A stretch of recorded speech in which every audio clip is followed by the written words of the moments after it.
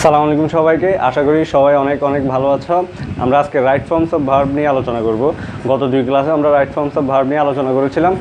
আজকের ক্লাসটিতে আমরা right forms of ভার্বের যে অংশটা নিয়ে আলোচনা করব সেটা হচ্ছে, আমরা অনেক সময় রাইট ফর্মস অফ ভার্বে দেখি পরপর দুইটা ভার্ব দেওয়া থাকে, তখন আমরা কনফিউজড হয়ে যাই যে পরের ভার্বের সাথে কি আইএনজি যোগ হবে, না পরের ভার্বের সাথে কি টু যোগ হবে, নাকি ভার্বের বেস ফর্ম হবে, নাকি ভার্বের ফার্স্ট পার্টিসিপল ফর্ম হবে। এই জিনিসটা নিয়ে আমরা প্রায় কনফিউশনে পড়ে যাই। আজকে আমরা এই কনফিউশনটা দূর করার চেষ্টা করব। তোমরা যদি ক্লাসটা পুরোটা ভালোভাবে দেখো, আশা করি তোমাদের এই সমস্যাটা সমাধান হয়ে যাবে। তাহলে দেখো, একটা ভার্বের পর আরেকটা ভার্ব থাকলে কি হয়, অর্থাৎ কখনো আমরা দেখি টু প্লাস ভি1 অর্থাৎ ইনফিনিটিভ হয়, আবার কখনো দেখি যে ভি1 প্লাস আইএনজি অর্থাৎ জিরান্ড হয়, মানে ভার্বের সাথে আইএনজি যোগ হয়। আবার দেখি কখনো ভার্বের ফার্স্ট পার্টিসিপল ফর্ম হয় অর্থাৎ ভি3 হয়। এরপরে আবার কখনো দেখি আমরা ভি1 হয় অর্থাৎ ভার্বের বেস ফর্ম হয়ে থাকে। আজকে আমরা শিখব, এই ক্লাসটিতে আজকে আমরা শিখব হচ্ছে কখন ভি6 অর্থাৎ টু প্লাস ভি1 হবে অথবা ইনফিনিটিভ হবে, কখন ভি1 প্লাস আইএনজি অথবা জিরান্ড হবে, কখন ভি3 বা ফার্স্ট পার্টিসিপল হবে, কখন ভি1 অথবা ভার্বের বেস ফর্ম হবে। আমরা আজকে এই বিষয়টাই ভালো করে শিখব। ইংলিশ গ্রামারে এমন কিছু ওয়ার্ড বা ভার্ব আছে, ওই ভার্ব বা ওয়ার্ডগুলোর পরে সাধারণত টু প্লাস ভার্ব হয়ে থাকে অর্থাৎ ইনফিনিটিভ হয়ে থাকে। আমরা এখন ওই ভার্বগুলোই শিখব যে ভার্বগুলোর পরে টু প্লাস ভার্ব অথবা ইনফিনিটিভ হয়ে থাকে। যে ভার্বগুলোর পর সাধারণত ইনফিনিটিভ হয়, যেমন অ্যাডভাইস, আস্ক, অ্যাপোর্ড, এটা অ্যাপোর্ড হবে, afford, agree, appear, arrange, attempt, এরপর beg, decide, demand, desire, expect, fail, forget, hope, hesitate, intend, learn, manage, mean, neglect, offer, plan, prepare, promise, pretend, remember, refuse, regret, seem, strive, struggle, try, wait, want, yearn ইত্যাদি। এই ভার্বগুলো যখন সেন্টেন্সে থাকবে এবং এগুলোর পর যদি অন্য কোনো ভার্ব দেওয়া থাকে, ওই ভার্বের সাথে বা ওই ভার্বের আগে টু যোগ করতে হবে, অর্থাৎ টু প্লাস ভি1 হবে বা ভার্বের 6 নম্বর ফর্ম হবে, অথবা আমরা এটাকে ইনফিনিটিভও বলতে পারি, ইনফিনিটিভ হবে। নিচে আমি উদাহরণ দিই, উদাহরণগুলো খেয়াল করো। Jessie advised him go to college, অর্থাৎ এখানে দেখো তোমরা এই অংশে অ্যাডভাইসড আছে, অ্যাডভাইসটা এখানে আছে কিনা দেখো, অ্যাডভাইসটা একেবারে প্রথমেই আছে। যদি অ্যাডভাইস থাকে, অ্যাডভাইসের পরে যদি আমরা ভার্ব ইউজ করি, তাহলে এই অংশে ভার্ব হবে হচ্ছে টু প্লাস ভি1, তাহলে টু প্লাস গোর ভি1 হচ্ছে গো, তাহলে এখানে অ্যান্সার হবে হচ্ছে টু গো। যেহেতু অ্যাডভাইসের পরে টু প্লাস ভার্ব ইউজ করতে হয় বা টু প্লাস ভি1 অথবা ইনফিনিটিভ ব্যবহার করতে হয়। এরপরের সেন্টেন্সটা যদি আমরা দেখি, we wanted solve the problem, তাহলে এখানে দেখো ওয়ান্টেড ভার্বটা যে আছে, এখানে আমরা যদি উপরে খুঁজে দেখি ওয়ান্ট ভার্বটা এখানে আছে। সো ওয়ান্টের পরে যদি আমরা ভার্ব ইউজ করি, তাহলে আমাদেরকে পরের ভার্বের সাথে টু যোগ করতে হবে বা পরের ভার্বের আগে টু যোগ করতে হবে। সো এখানে হবে হচ্ছে টু সলভ, অর্থাৎ ইনফিনিটিভ হবে টু প্লাস ভি1। তার প্রথমটা হচ্ছে কি, Jessie advised him to go to college, জেসি তাকে উপদেশ দিয়েছিল কলেজে যেতে। পরেরটা হচ্ছে কি, we wanted to solve the problem, আমরা চেয়েছিলাম সমস্যাটা সমাধান করতে। তোমাদেরকে অবশ্যই এই ভার্বগুলো বা এই ওয়ার্ডগুলো মুখস্থ রাখতে হবে, যাতে তোমরা সেন্টেন্সে দেখা মাত্রই পরের ভার্বের সাথে বা পরের ভার্বের আগে টু যোগ করতে পারো অথবা ইনফিনিটিভ ইউজ করতে পারো। এখন আমরা শিখবো হচ্ছে যে ভার্বগুলোর পরে বা যে ওয়ার্ডগুলোর পরে সাধারণত জিরান্ড হয়ে থাকে, অর্থাৎ সেন্টেন্সে দুইটা ভার্ব থাকলে যে ওয়ার্ডগুলোর পরে জিরান্ড হয় বা ভার্বের সাথে আইএনজি যোগ হয়, আমরা এখন ওই ভার্বগুলোই শিখব। প্রথম ভার্বটা হচ্ছে অ্যাডমিট, এরপর হচ্ছে অ্যাপ্রিসিয়েট, অ্যাভয়েড, বিগিন, বি উড। এখানে বি উড মানে হচ্ছে অ্যামিজ আর ওয়াজার সব থাকতে পারে, যার কারণে আমি এখানে বি লিখছি। Be would, can not help, can not হেল্পের জায়গায় কুড নট হেল্পও থাকতে পারে। Complete, confess, consider, defend, deny, dislike, enjoy, explain, fear, feel, finish, keep, love, like, mention, miss, mind, practise, recall, report, risk, remain, start, stop, suggest, tolerate, understand ইত্যাদি। তোমরা এখানে দেখতে পাচ্ছ যে আমি লাভ এবং লাইকের এখানে নিচে আন্ডারলাইন করে রাখছি। কেন আন্ডারলাইন করে রাখছি আমি উদাহরণ বোঝানোর সময় তোমাদেরকে বুঝিয়ে বলবো। তোমরা এখন জাস্ট মনে রাখবে যে এই ভার্বগুলো যদি কোনো সেন্টেন্সে থাকে এবং এই ভার্বগুলোর পরে যদি সেকেন্ড ভার্ব ইউজ করতে হয়, সেকেন্ড ভার্ব ইউজ করলে আমাদেরকে জিরান সেকেন্ড ভার্বের জিরান ফর্ম ইউজ করতে হবে বা ভার্বের সাথে আইএনজি যোগ করতে হবে। তো আমরা উদাহরণগুলো দেখি। প্রথম সেন্টেন্সে I don't mind take coffee. এখানে দেখো মাইন্ড আছে উপরে, লিস্টের মধ্যে মাইন্ড আছে কিনা দেখো। ওকে, হ্যাঁ এই যে মাইন্ড, তাহলে আমরা এখানে মাইন্ড শব্দটা বা ওয়ার্ডটা বা ভার্বটা যেহেতু পেয়ে গেছি, তাহলে আমরা পরের ভার্বের সাথে আইএনজি যোগ করব। তো পরের ভার্বের সাথে যদি আমরা আইএনজি যোগ করি তাহলে হবে হচ্ছে কি টেকিং। পরেরটা যদি দেখি প্লিজ স্টার্ট ওয়াকিং।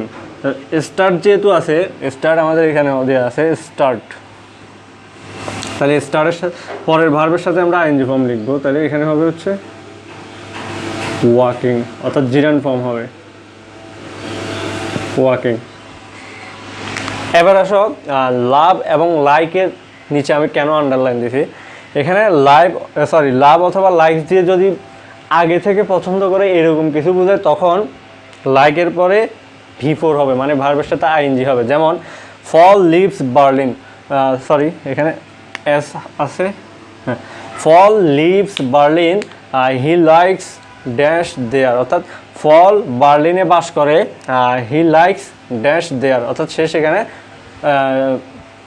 বাস করতে পছন্দ করে, এই জন্য। তার মানে সে আগে থেকে ওইখানে বাস করে, আগে থেকেই সে এটা পছন্দ করতো, যার কারণে এখানে ভার্বের সাথে আইএনজি যোগ করতে হবে, ভার্বের সাথে আইএনজি যোগ করতে হবে লিভিং। এখানে পরেরটা দেখো he likes drink now, say drink করতে পছন্দ করে। এখন এটা এখনকার সময়ের কথা বলতেছে, সে আগে পছন্দ করতো কিনা এটা বোঝা যাচ্ছে না।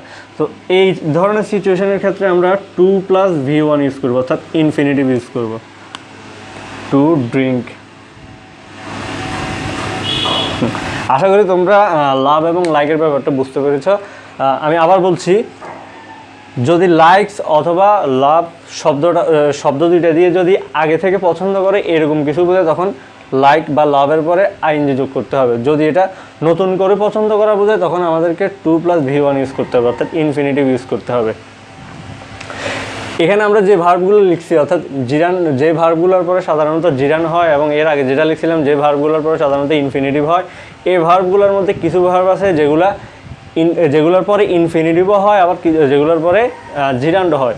ওই ক্ষেত্রে ভার্বের অর্থ চেঞ্জ হয়ে যাবে, এটা মনে রাখবা। যদি জিরান্ডের ক্ষেত্রে যদি ইনফিনিটিভ হয় বা ইনফিনিটিভের ক্ষেত্রে যদি জিরান্ড হয়, তাহলে তোমাদেরকে বুঝতে হবে ওই জায়গায় অর্থটা পরিবর্তন হয়ে যাবে। আবার সবগুলোর ক্ষেত্রে না, কিছু কিছু ভার্ব আছে এগুলো দুই জায়গায় ব্যবহার করা হয়, ওই সময় এটার অর্থ চেঞ্জ হয়ে যাবে। মাঝে মাঝে আমরা রাইট ফর্মস অফ ভার্বের ক্ষেত্রে দেখি যে সেকেন্ড ভার্বের জায়গায় ভার্বের 3 নম্বর ফর্ম অথবা ভার্বের ফার্স্ট পার্টিসিপল ফর্ম ব্যবহার করা হয়। এখন আমরা দেখব কখন বা কিভাবে ভার্বের ফার্স্ট পার্টিসিপল ফর্ম অথবা V3 ব্যবহার করা হয়। এখানে প্রথম যে সেন্টেন্সটা আছে, I bought a book write by Kazi Nazrul, এখানে প্রথম ভার্ব হচ্ছে বট আর সেকেন্ড ভার্ব হচ্ছে রাইট। এখন আমরা এক্ষেত্রে যদি সেকেন্ড ভার্বের রাইট ফর্মটা যদি লিখতে যাই, আমরা দেখব এটার আশেপাশে যে নাউনটা আছে বা আগে যে নাউনটা আছে, এই নাউনটা এখানে যে রাইট অর্থাৎ লেখার কাজটা করতে পারে কিনা। এই কাজটা যদি করতে না পারে, তখন এখানে ভার্বের ফার্স্ট পার্টিসিপল ফর্ম হবে, অর্থাৎ রিটেন হবে। একইভাবে আমরা যদি পরের সেন্টেন্সে যাই, police will find out the boy kidnap yesterday, এখানে প্রথম ভার্ব হচ্ছে ফাইন্ড এবং সেকেন্ড ভার্ব হচ্ছে বা দ্বিতীয় ভার্ব হচ্ছে কিডন্যাপ। এখন এখানে কিডন্যাপ অর্থাৎ এই ভার্বটার আগে যে নাউনটা আছে, নাউন কি এই কিডন্যাপের কাজটা করতে পারছে? অবশ্যই না। তাহলে এখানে বালকটিকে কিডন্যাপ করা হয়েছিল, কিন্তু বালকটি কিডন্যাপ করেনি, তার মানে বালকটি এই কাজটা করতে পারে না। সো আমরা এখানেও লিখবো হচ্ছে ভার্বের 3 নম্বর ফর্ম বা first participle form kidnapped.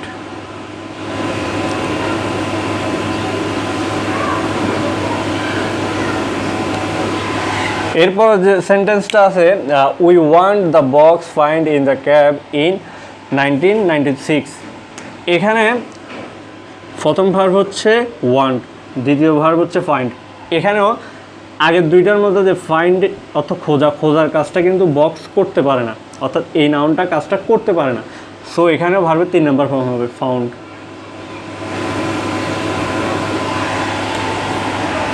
This is a break glass.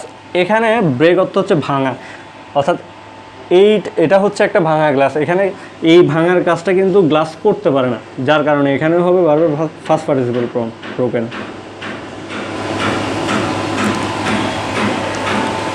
এখন আমরা শিখবো হচ্ছে কখন ভার্বের বেস ফর্ম হয় বা V1 হয়, এই জিনিসটা শিখব। সেন্টেন্সের প্রথম ভার্ব যদি মেক, লেট, হেল্প হয়, দ্বিতীয় ভার্বের ক্ষেত্রে তখন V1 লিখতে হবে। দ্বিতীয় ভার্বের ক্ষেত্রে তখন V1 লিখতে হবে। কারণ আমরা যদি দেখি এখানে সেন্টেন্সের প্রথম ভার্ব হচ্ছে লেট, তো লেটের পরে দ্বিতীয় ভার্ব যেটা এটা হচ্ছে স্পিক। সো আমরা এই জায়গায় স্পিকে লিখে দেবো, অর্থাৎ V1 যেটা আছে ওটাই লিখে দেবো। এরপর হচ্ছে the little boy helped me dash the sum. এই জায়গায় হেল্পটা মেইন ভার্ব বা প্রথম ভার্ব, তাহলে আমরা সেকেন্ড ভার্বের বেস ফর্ম লিখবো অথবা V1 লিখবো। তো সলভ যেভাবে আছে আমরা ওইভাবে লিখবো।